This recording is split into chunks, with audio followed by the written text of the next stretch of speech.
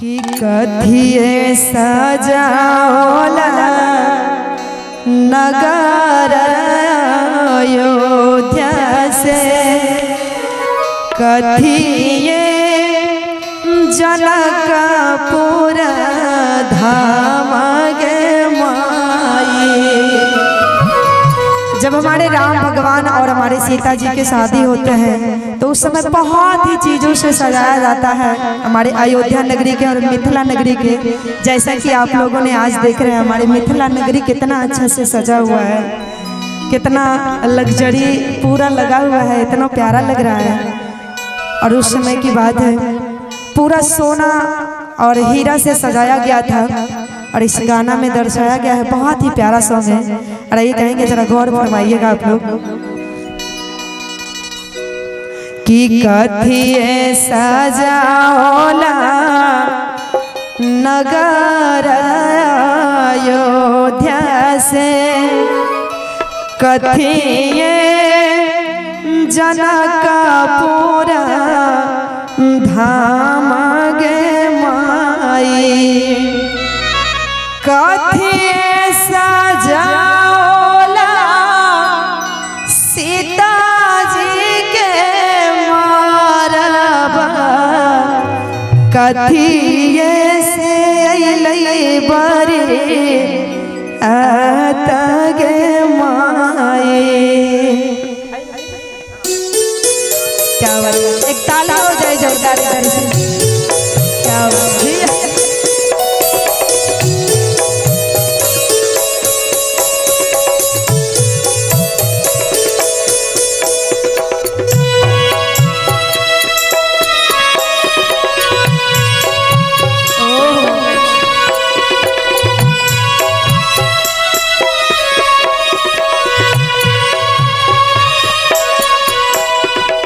कथिए सजाओला नगर अयोध्या से, नगर अयोध्या से, कथिए जनकपुर धाम गे माई।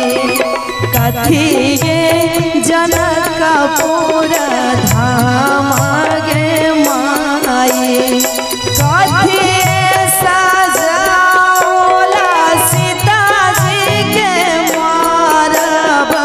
कथिए से अइलै बरियात गे माई।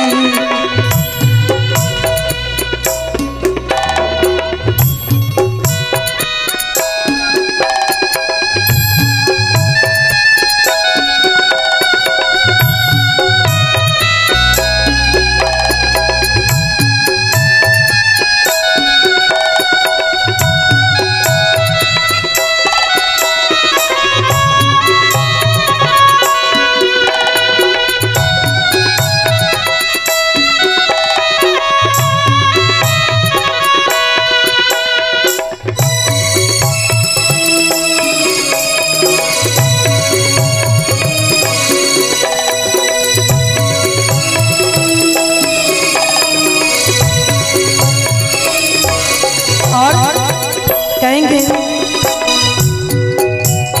हीरा से सजाओला नगर अयोध्या से, नगर अयोध्या से, सोना से जनकपुर धाम गे माई।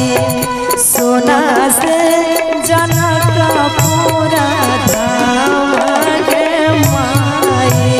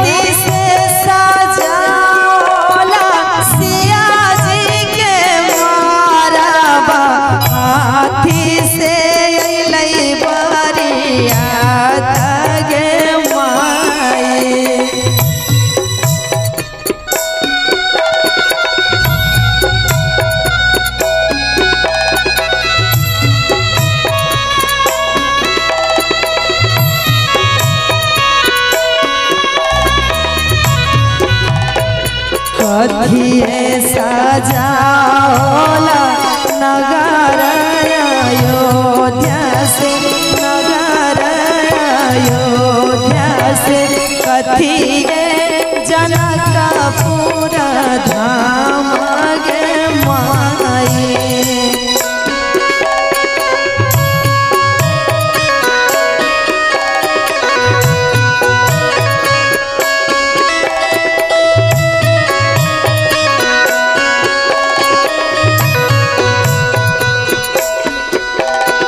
कथिए जनकपुर धाम गे माई।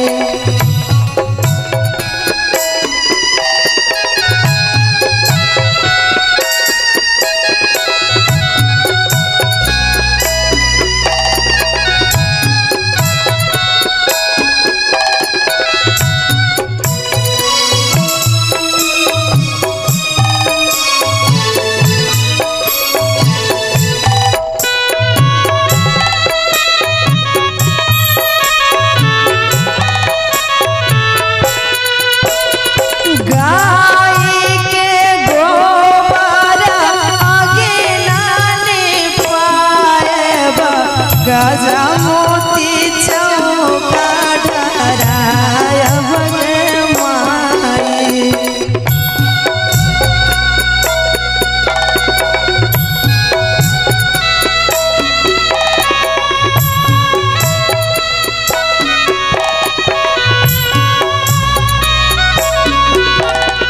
अब हो बजनिया भैया बजावा बजाओगी, बजावा बजाओगी। सीता के होई तई बियाह गे माई, सीता के होई तई बियाह गे माई, सीता के होई तई बियाह गे माई, सीता के होई तई बियाह गे माई। जोरदार ताली हो जानी चाहिए हमारी दुल्हन सरोकार के लिए।